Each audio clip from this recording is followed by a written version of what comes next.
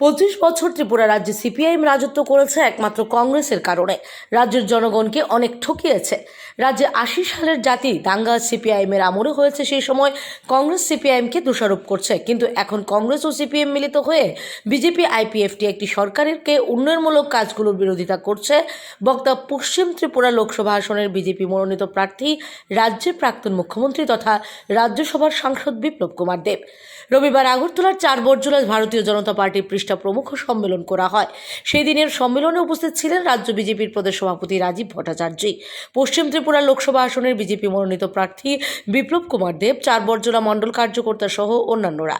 এদিনের সম্মেলনে বক্তব্য রাখতে গিয়ে পশ্চিম ত্রিপুরা লোকসভা আসনের বিজেপি মনোনীত প্রার্থী প্রাক্তন মুখ্যমন্ত্রী তথা রাজ্যসভার সাংসদ বিপ্লব কুমার দেব বলেন, 2014 সালে মোদী সরকার আসার দেশ ও রাজ্যের জনগণের উন্নয়নমূলক কাজগুলো করছেন, যার জন্য দেশের মানুষ শান্তিতে বসবাস করছেন।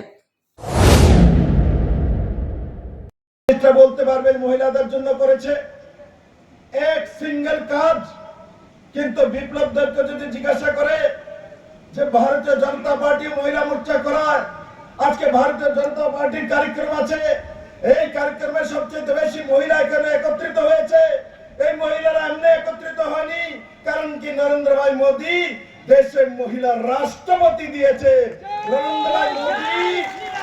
নরেন্দ্র ভাই মোদী 11 জন কেন্দ্রীয় মন্ত্রী দিয়েছে। নরেন্দ্র ভাই মোদী দেশের মধ্যে প্রথমবার মহিলা বিত্তমন্ত্রী মানে ফাইন্যান্স মিনিস্টার নির্মলা সীতারামনকে দিয়েছে। নরেন্দ্র ভাই মোদী মহিলাদেরকে 33% রিজার্ভেশন এমএলএ এমপি হওয়ার জন্য দিয়েছে। ত্রিপুরা সরকার 33% রিজার্ভেশন মহিলাদেরকে সরকারি চাকরি পাওয়ার জন্য দিয়েছে। Bureau report, S Bharat live 24 hours.